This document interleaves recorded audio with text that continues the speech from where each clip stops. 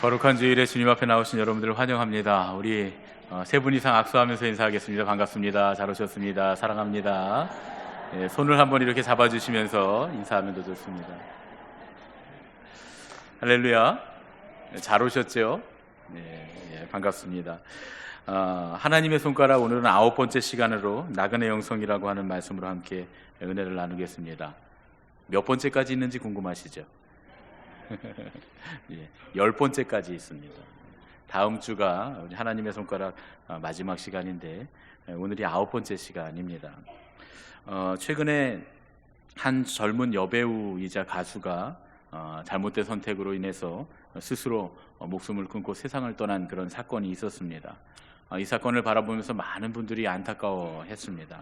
또 스스로 목숨을 끊는 것에 대한 그런 잘못된 선택에 대한 안타까움도 많이 있었고, 또 한편으로는 그 무수한 악플들로 인해서 한 사람을 죽음에까지 이르게 하는 그 군중 속에 숨은 그 익명성의 폭력이라고 하는 것, 그것에 대한 반성도 있었습니다.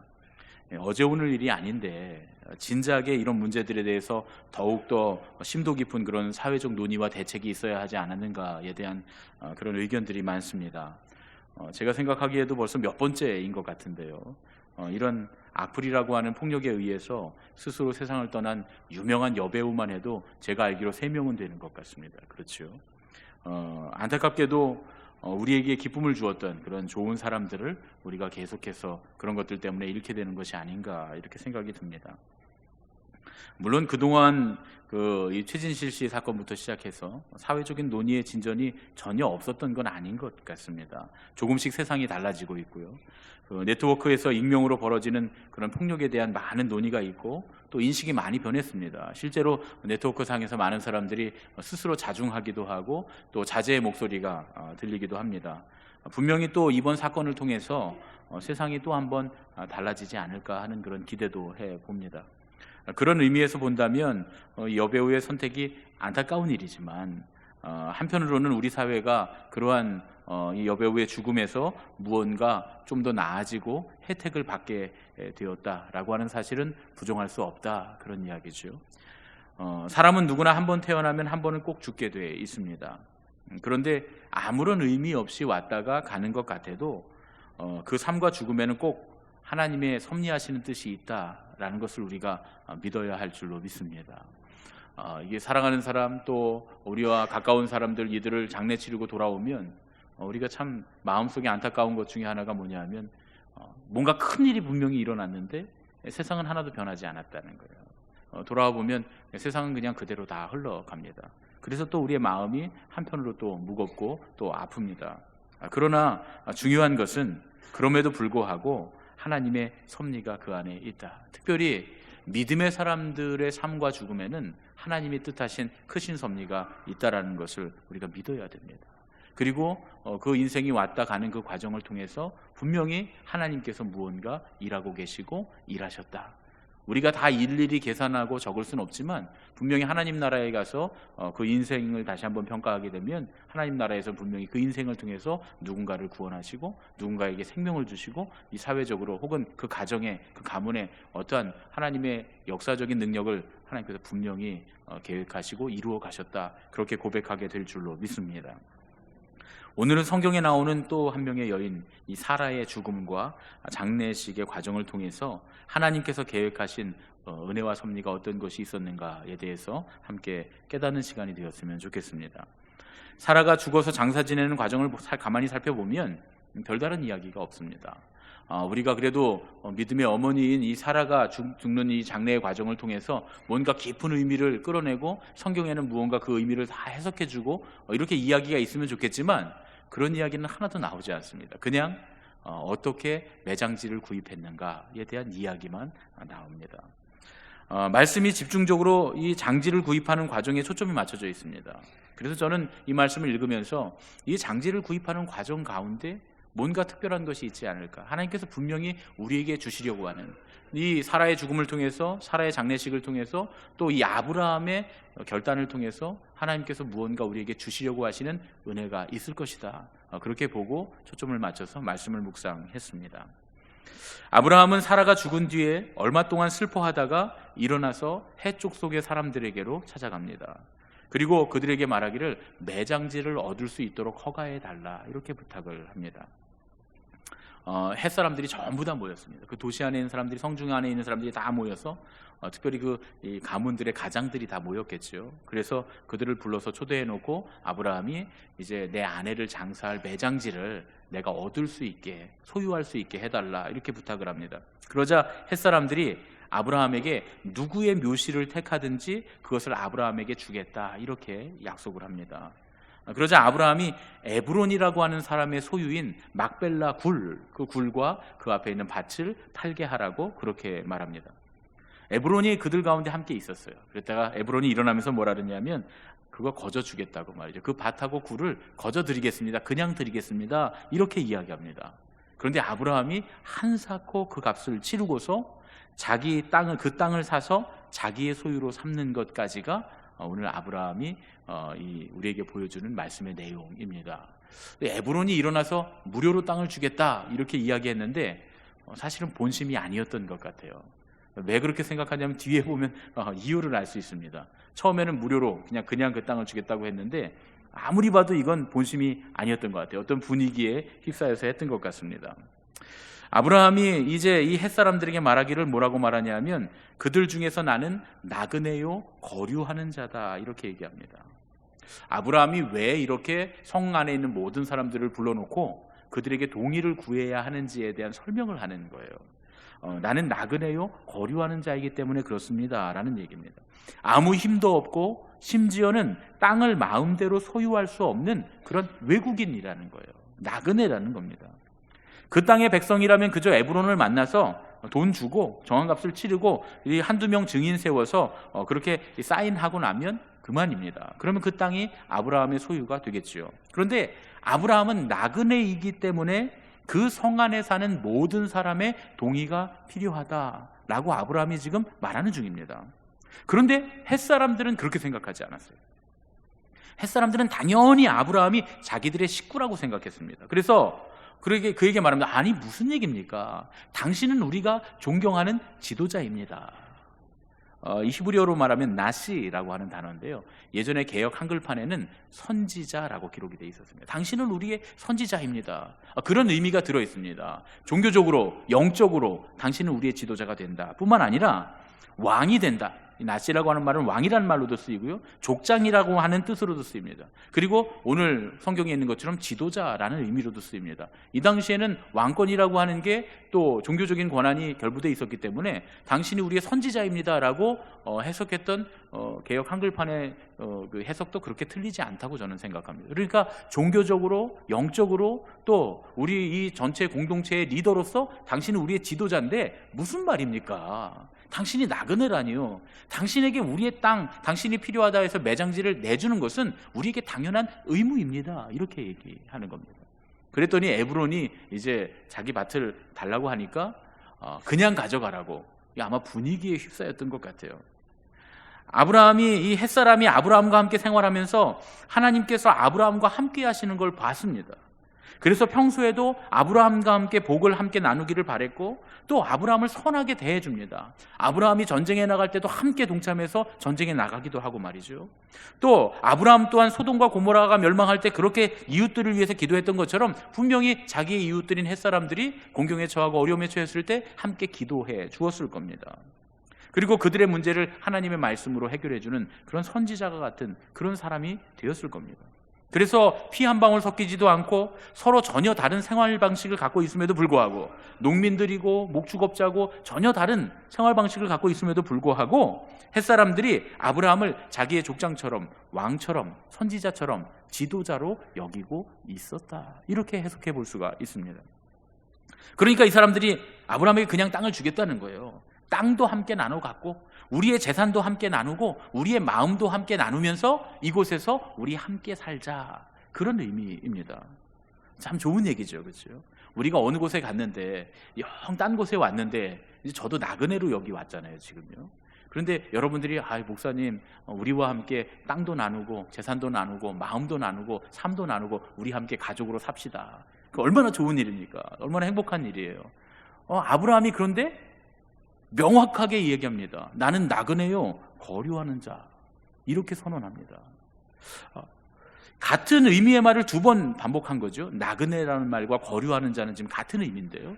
두 번을 같은 말을 사용했다라고 하는 건 강조의 의미가 있지 않습니까? 아브라함이 강조해서 얘기하는 겁니다. 나는 나그네요, 거류하는 자입니다.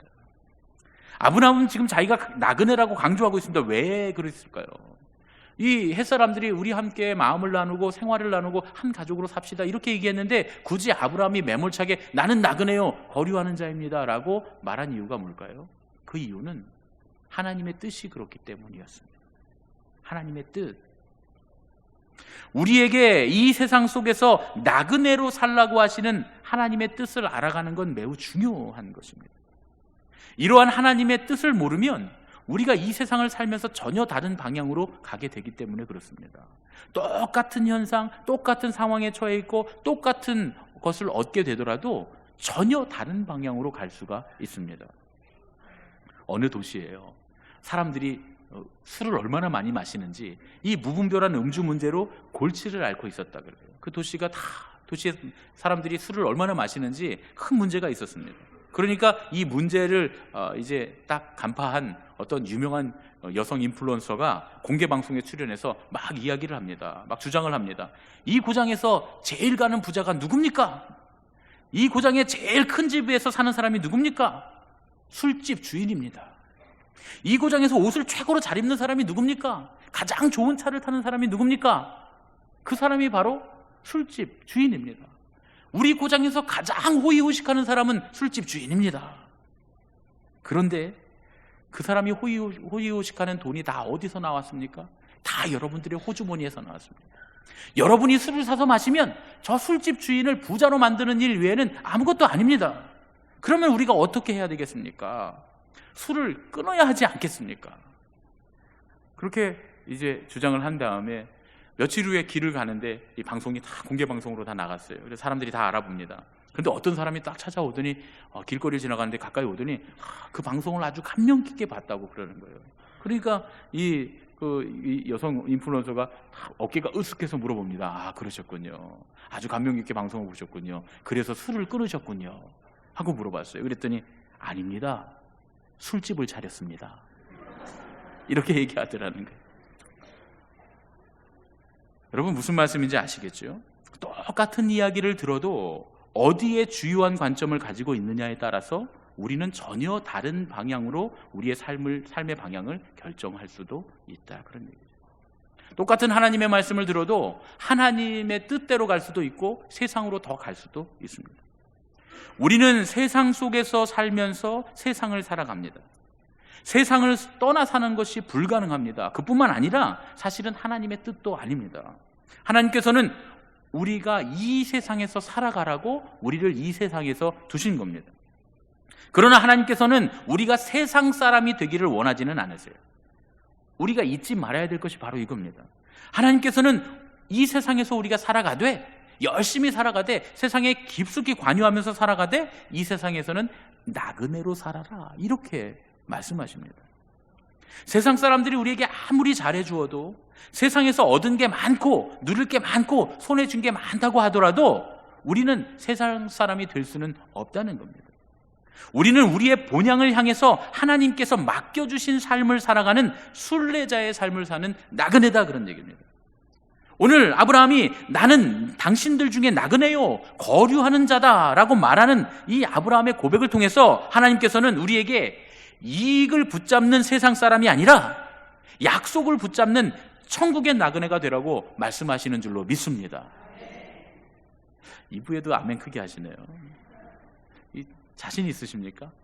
제가 이제 나중에 여러분들 이렇게 보다가 아멘 크게 하신 분들 얼굴 다 봤거든요. 그래서 이익을 막 쫓아가서 막 안절부절하고 그런 모습 보면 아니 그때 분명히 이익 아니라 하나님의 약속을 쫓아 살기로 크게 아멘했지 않습니까? 이렇게 얘기해도 괜찮을까요? 우리가 세상 살다 보면 이익을 쫓아서 살아갈 때가 있습니다. 그렇죠? 세속적인 걸 쫓아가며 살아갈 때가 있어요. 그런데 중요한 건 이 사실을 아는 게 중요합니다. 쫓아가다가도 아니지. 그래도 우리는 약속을 따라가는 하나님의 나라를 향해 바라보는 하나님의 약속을 쫓아가는 우리는 나그네지. 이렇게 생각할 수 있다면 세상에서 헛된 것을 쫓아가다가 넘어지고 상처받는 일을 덜 하지 않을까, 그렇게 생각합니다. 어떤 사람들은 신앙을 하면서도 신앙 자체를 이 세상에서 복받고 잘 살기 위해서 하는 사람들이 있습니다. 성경에 나오는 사두개인들이 아주 대표적인 사람들입니다. 그 사두개인들은 내세가 없다 그러잖아요. 천국도 없고 뭐 천사도 없고 내 다음 세상도 없고 하나님 나라도 없고 이렇게 생각했습니다. 이 세상 살면서 잘 먹고 잘 살면 된다고 생각했어요. 그래서 예수님 당대에 그 정권, 로마 정권에 탁 달라붙어서 그래서 그냥 잘 먹고 잘 살게, 이 제사장들 관련된 사독계열의 제사장 가문 사람들을 사두개인들이라고 하는 거거든요. 그러니까 제사장들을 보면 여기 붙었다 저기 붙었다 정권에 탁 달라붙는 걸 볼 수 있습니다. 예수님 시대에도. 왜냐하면 그 사람들은 하나님 나라를 바라보는 게 아니라 이 세상에서 잘 먹고 잘 사는 게 복이었기 때문에 그래요. 그런데 현대에도 그런 사람들이 많습니다. 신앙생활을 하면서 현대의 사두개인들이 많이 있어요. 그래서 천국도 없고 미래도 없고, 예수님 7 형제가 있었는데 그 중에 그 부인이 있었는데 다 자녀가 없이 죽고 다 결혼해서 나중에 다 같이 죽으면 누구 부인 됩니까? 이런 질문을 던지는 사람들이 있어요. 똑똑한 것 같지만 이 세상 살아가면서 받는 복이 다 하나님의 복이다, 그것만이 우리가 누릴 것이다 라고 생각하는 게 똑똑한 것 같지만, 그러나 진정한 신앙은 아니다, 그런 얘기죠. 하나님께서 우리에게 원하시는 게 뭡니까? 이 세상에 관심을 가지고 살아가는 것이 아니라 영원한 하나님의 약속, 하나님 나라에 관심을 가지고 사는 겁니다. 히브리서 11장 13절부터 16절 말씀을 보면 이것을 이렇게 히브리서 기자가 우리에게 이야기해 줍니다. 히브리서 11장 13절부터 16절까지의 말씀 우리가 쭉 계속 읽겠습니다. 시작.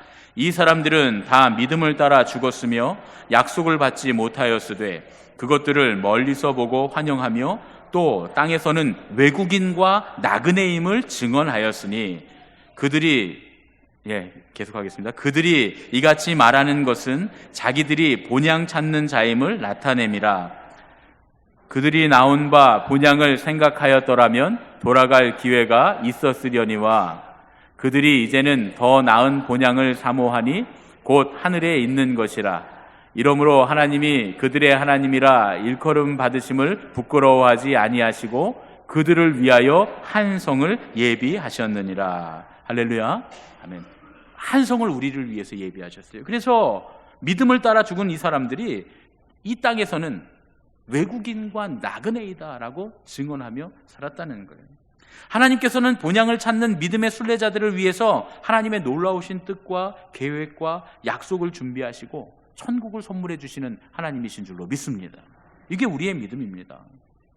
그런데 이렇게 말씀하고 나니까 오늘 또 아브라함의 행동 중에 눈에 띄는 이상한 점이 하나 있습니다.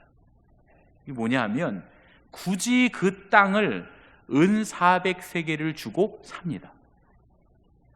여러분, 은 400세겔은 적은 돈이 아니에요. 제가 조금 전에 말씀드릴 때 공짜로 준다 그랬는데 그게 진짜 의도는 아니었던 것 같다 하고 말씀을 드린 이유가 있습니다. 다른 성경에 보면 이 밭의 가격을 매기는 장면이 아주 정확하게 나온 성경이 있어요.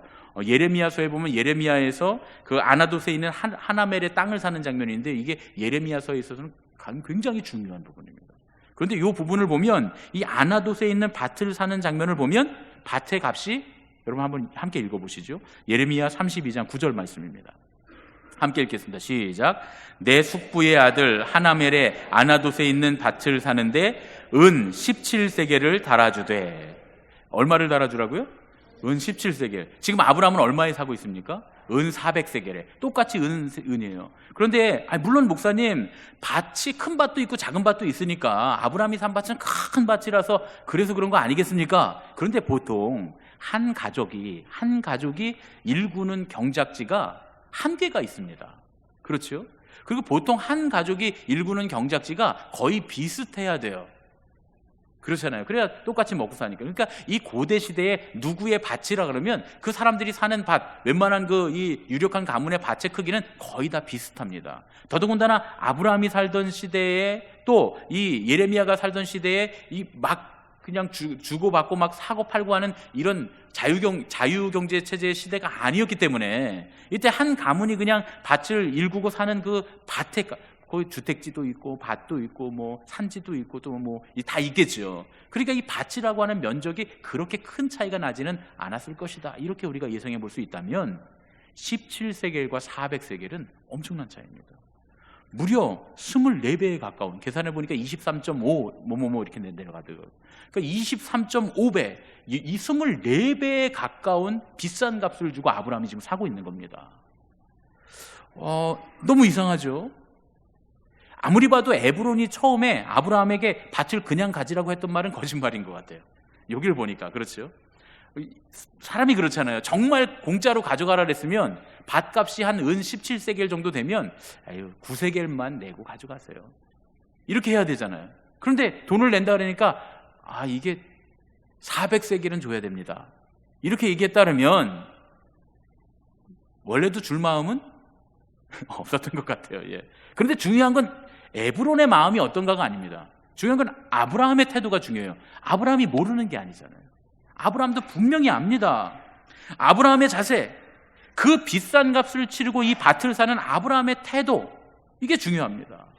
하나님의 약속을 따르는 나그네가 되겠다고 이 세상은 내 집 아니요 저 천국 없으면 나 어떻게 사나 이러면서 천국을 향한 나그네가 되겠다고 노래를 부르면서 그렇게 살겠다는 사람이 이렇게 비싼 돈을 주고 세상에 속한 이 햇사람들에게 속한 땅을 산다는, 이게 어딘가 어색하고 이상하다라고 우리가 느꼈다면, 분명히 나는 나그네요 거류하는 자입니다 이렇게 고백했다면 왜 순례자로서 나그네로서 사는 사람이 땅을 샀는가? 이게 의문된다면 아브라함이 치른 값을 보면 됩니다. 그러면 의문이 풀립니다. 아브라함이 엄청나게 많은 돈을 주고 삽니다. 아브라함이 재리에 어두운 사람은 아니에요. 그래도 아브라함이 큰 기업 운영하는 사람입니다. 이 땅이 얼마짜리인지 척 보면 압니다. 그런데 은 17세겔 주면 살 땅을 은 400세겔을 조금도 흥정하지 않고 애누리 없이 그냥 주고 삽니다. 무슨 얘기예요? 땅에 욕심이 있었던 건 아니었다, 그런 얘기입니다. 만약에 이 땅에서 경작을 하고 무슨 사업을 하려고 땅에 욕심이 있어 샀다면 분명히 왔다 갔다 흥정했을 겁니다. 야, 무슨 400세겔에 말도 안 되는 소리 하냐. 이건 20세겔 줘도 비싼 거야. 400세겔이 아니라 20세겔 줘도 비싼 거야. 그러니까 한 15세겔 정도에 해. 그 왔다 갔다 하다가 한 18세겔, 17세겔, 16세겔 주고 사면 싸게 산 거고, 18세겔 주고 사면 흥정하기 힘드니까 그냥 내가 좀 더 주고 산 거고, 17세겔 주고 사면 딱 맞는 거예요. 우리도 이런 머리가 있는데 아브라함이 없었겠냐, 그런 얘기예요. 그런데 아브라함이 두말하지 않고 400세겔이라는 말이 떨어지자마자 400세겔을 치르고 샀다는 건 이 땅의 목적이 있었던 건 아니었다는 거예요. 아브라함이 약속을 믿는 나그네가 되겠다고 하면서 비싼 돈을 주고 땅을 샀다라고 하는 것이 이율배반적인 것처럼 보일 수 있습니다. 그러나 이 행동은 땅을 샀다, 땅을 소유하려고 했다, 좋은 땅을 사려고 했다, 기업을 일구려고 했다라는 관점이 아니라, 그런 세상적인 관점이 아니라 하나님의 약속과 그 은혜의 계획이라고 하는 관점에서 봐야 되는 겁니다. 그래야 이해할 수 있습니다. 아브라함이 그 땅에 욕심이 나서 그 땅을 산 것이 아니라는 거예요. 아브라함은 하나님의 역사를 위해 하나님의 계획 안에서 하나님의 뜻이기에 이 땅을 산 겁니다.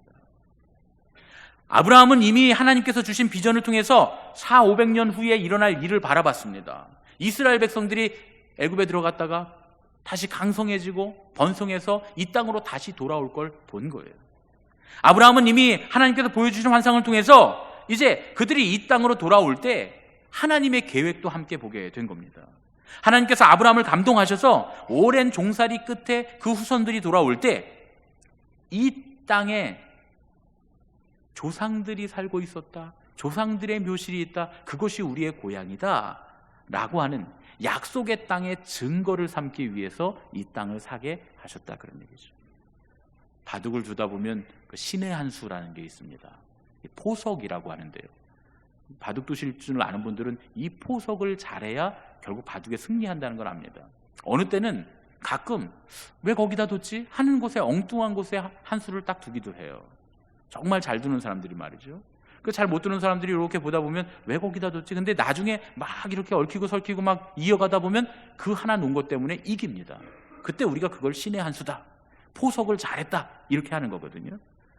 아브라함이 지금 포석을 두는 거예요. 신의 한 수를 딱 두는 겁니다. 여러분 보세요. 우리도 명절이 되면 다 고향으로 돌아가잖아요. 왜 고향으로 돌아갑니까?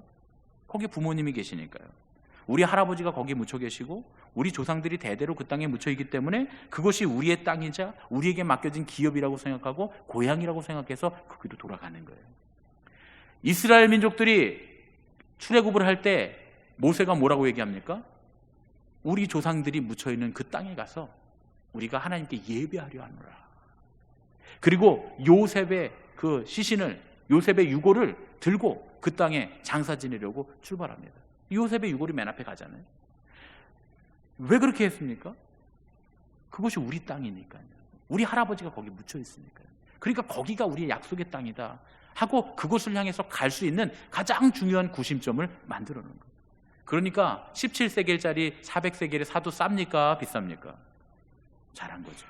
예, 비싸다고 말할 수 없습니다. 그래서 아브라함은 그 가격에 대해 흥정하지 않고 하나님의 역사를 위해서 그 땅을 포석으로 샀다, 이렇게 볼 수 있습니다. 여러분, 하나님께서 모세를 부르실 때 그 불타는 가시떨기 나무에서 부르실 때 뭐라고 말씀하십니까? 나는 아브라함의 하나님, 이삭의 하나님, 야곱의 하나님이라. 하나님께서 모세에게 그 말씀을 하실 때도 이미 아브라함을 통해서 두셨던 이 포석, 아브라함을 통해서 두셨던 이 막벨라 굴, 사두었던 이 장례식을 염두에 두시고 말씀하신 것이다, 그런 얘기죠. 그러고 보니까 참 은혜가 됩니다. 지금 아브라함이 몇 살입니까? 사라가 몇 살에 죽었죠? 127세. 아브라함 몇 살입니까? 137세. 137세. 여기 137세 되신 분 안 계시죠? 안 계시잖아요. 우리 윤 장로님이 앞에 앉아 계신데 90세 넘으셨는데 137세에 비하면 청년입니다. 어떨까 싶어요. 물론 우리 장로님은 너무 건강하세요. 저 엄청 건강하십니다. 누가 구순이라고 보겠습니까? 저도 구순이 넘으셨다고 깜짝 놀랐어요. 그런데 100세가 넘어가고 110세가 넘어가고 120세가 넘어가면 어떨까 싶어요. 그래서 137세가 됩니다. 그때까지 살아있으면 어떨까요? 소망이 있을까요? 뭐 희망이 있을까요? 사람들이 볼 때도 저분이 뭔가를 좀 이뤄낼 거다, 이런 생각을 가지게 될까요? 너무 나이가 많아서 아유, 저 하나님 나라 가실 날만 바라보고 계시겠구나, 이렇게 생각하지는 않겠습니까? 137세라면 말이죠.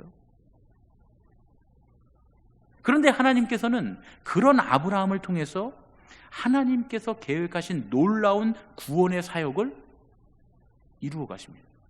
하나님이 그를 통해서 무언가 아주 큰 일을 이루셨어요.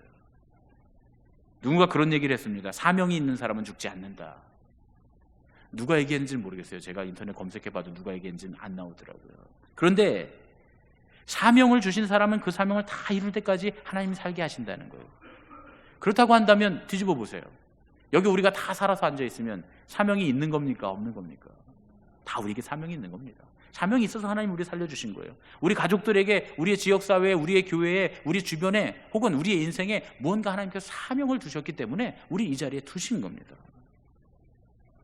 하나님께서는 창세기 15장에서 말씀해 주신 아브라함의 약속, 그 약속을 23장이 되어서야 사라의 죽음을 통해서 또 아브라함을 통해서 이 일을 이뤄 가십니다.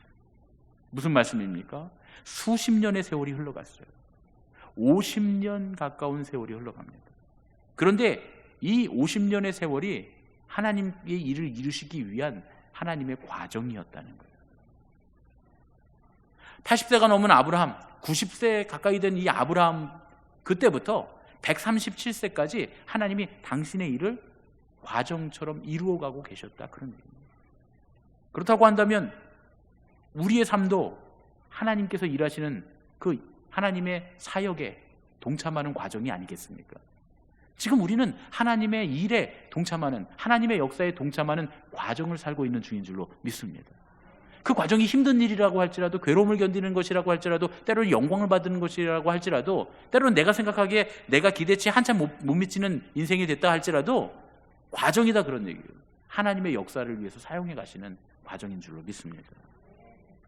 오늘 말씀을 정리합니다. 하나님께서 우리에게 원하시는 것이 무엇입니까? 하나님께서는 우리가 경건한 삶을 살게 되기를 원하십니다. 하나님께서 원하시는 참된 경건이 뭘까요? 야고보서 1장 27절에 야고보가 다 기록해 줬습니다. 야고보서 1장 27절입니다. 함께 읽겠습니다. 예. 1부엔 나왔는데 2부에는 야고보서 1장 27절. 예. 1부엔 있었는데 분명히. 그럼 여러분들 찾으시죠? 방송실에서 지금 못 찾는 중인 것 같습니다. 아무래도 야고보서 1장 27절 말씀.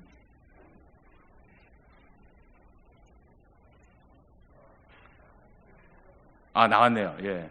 함께 읽겠습니다. 시작. 하나님 아버지 앞에서 정결하고 더러움이 없는 경건은 곧 고아와 과부를 그 환난 중에 돌보고 또 자기를 지켜 새 속에 물들지 아니하는 그것이니라.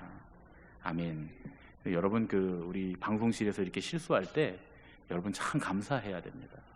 왜냐하면 다른 교회들은 저 분당에 있는 큰 교회 있었잖아요. 만나교회 같은 그런 큰 교회들은 다 유급 직원들을 씁니다. 그래서 동아방송대 같은 그런 학교 나온 PD 출신들, 또 방송 전문가들, 또 방송국에서 일하던 분들, 이런 분들 월급을 많이 주고, 어떤 분은 이 월급이 부목사님 사례비보다 많이 받는 분들 계세요. 그래야 스카웃이 되니까. 그래서 그런 분들 모셔다가 하거든요. 근데 1년에 한두 번은 이런 방송사고 꼭 납니다. 아무리 전문가가 해도요. 그래서 저는 방송이 조금 미흡할 때 우리가 감사하는 마음을 가져야 된다고 생각해요. 왜냐하면 저기 지금 돈 받고 일하는 게 아니라 신앙으로 예배를 위해서 봉사하고 있는 거 아닙니까? 그렇죠, 여러분? 그러니까 이럴 때 딱 마음에 왜 PPT가 늦게 나와? 성경 구절이 왜 안 나와? 이렇게 마음 가지면 안 돼요. 저기에 우리 청년이, 우리 교인이 지금 봉사하고 있는 중이구나. 이런 마음을 가지면 은혜가 됩니다. 틀려도 은혜가 돼요. 은혜가 되시죠? 박수 한번 쳐야 되지 않겠습니까? 우리 방송실 저기 지금 음향 보고 있는 우리 청년이죠. 제 눈이 저도 노안이 와서 잘 안 보이는데 우리 음향 보고 있는 분, 또 방송실에 보이지 않는 곳에서 지금 우리 예배를 위해서 수고하고 있는 분들이 있습니다. 여러분들 이런 일이 있을 때마다 제가 박수 치라고 할 테니까요. 안 나오면 왜 안 나와 이러지 마시고 저기에 우리 교인이 청년이 봉사하고 있구나. 감사하다. 감사의 마음을 가져야 될 줄로 믿습니다. 예. 야고보서 기자가 뭐라고 말하냐면 이렇게 말해요.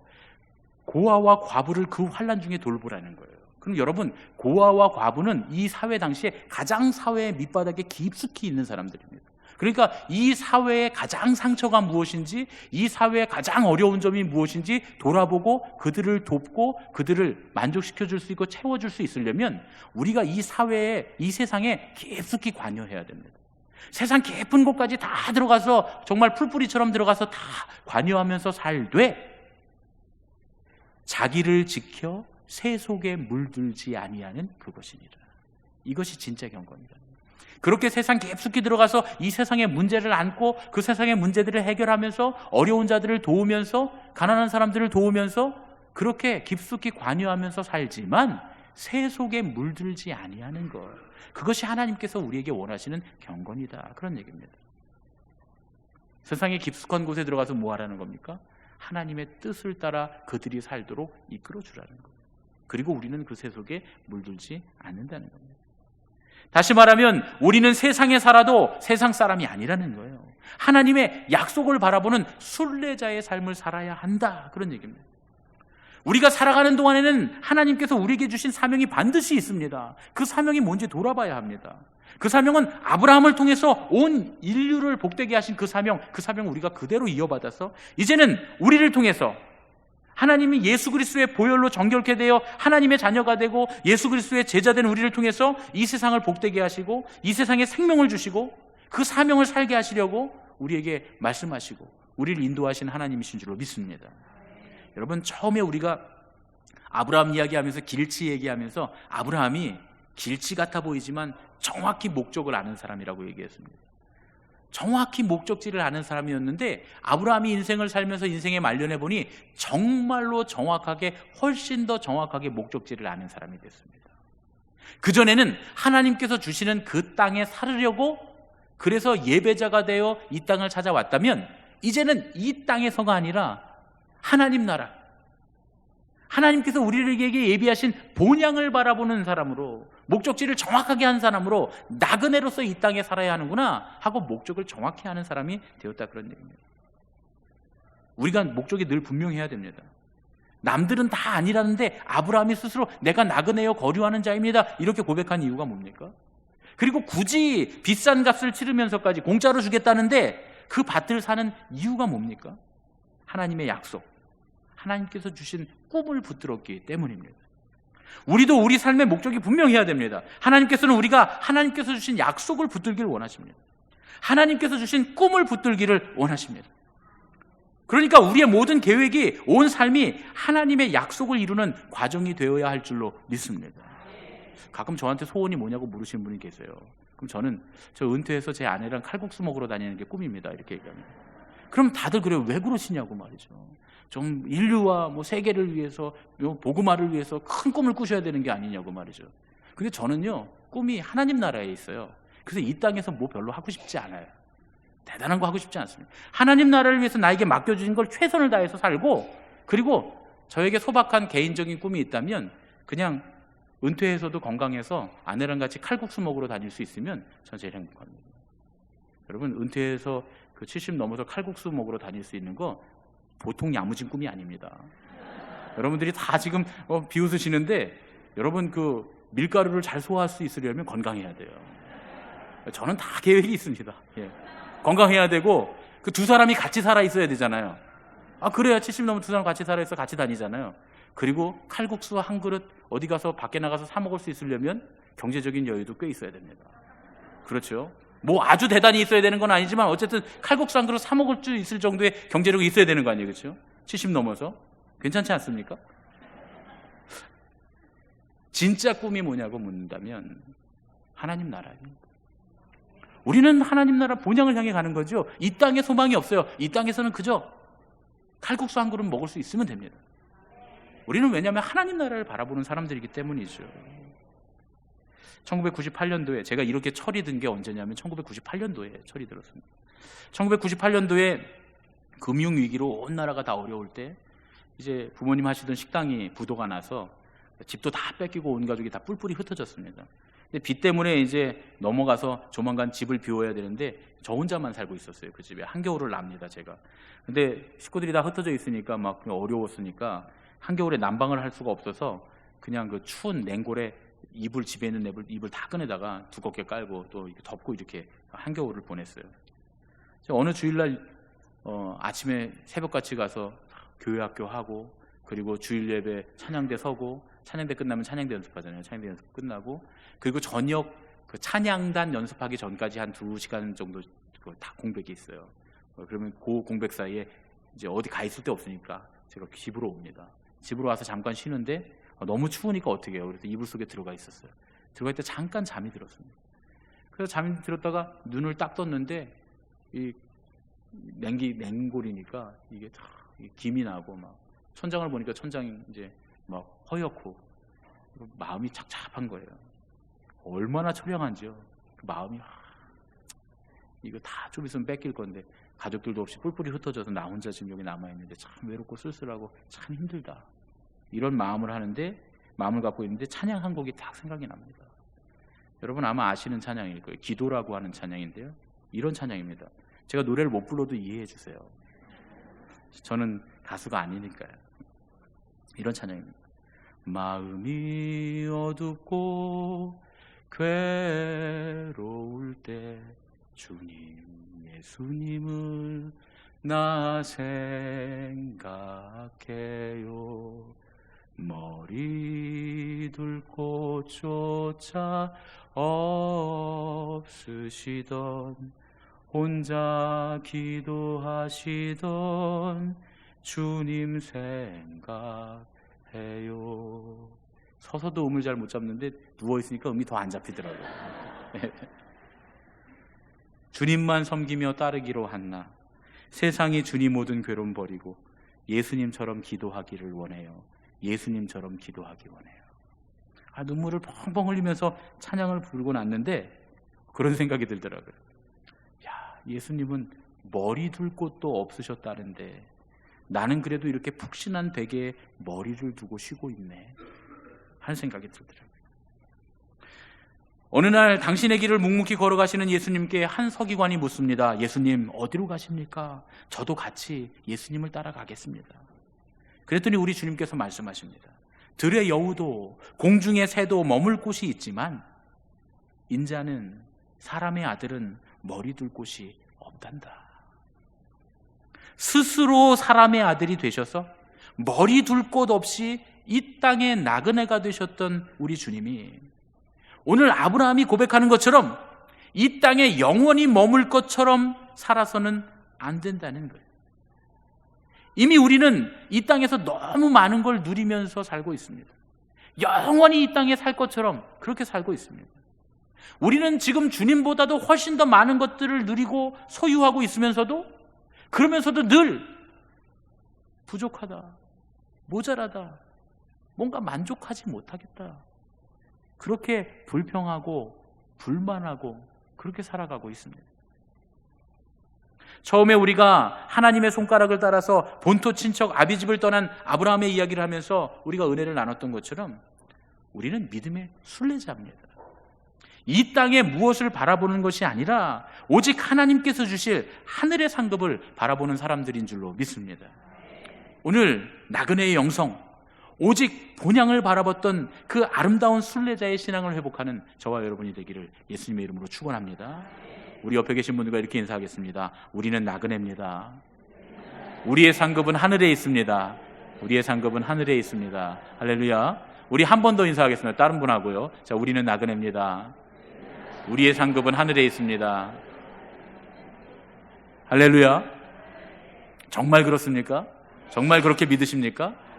물론 우리가 살다 보면 분명히 또 이 땅에 상급이 있는 것처럼 그렇게 이 땅의 상급을 쫓아서 살아갈 거예요. 그런데 이걸 마음속 깊이 중심에 갖고 있는 건 중요합니다. 다시 한번 말씀드리지만 그렇게 세상 따라가다가 어느 순간 우리 상급은 이 땅에 있는 게 아니지, 우린 여기 영원히 살지 않지, 우리가 영원히 살 나라는 딴 곳에 있지, 우리는 하늘나라의 상급을 바라보며 사는 사람이지 하고 돌아설 수 있는 저와 여러분이 되기를 예수님의 이름으로 축원합니다. 기도하겠습니다.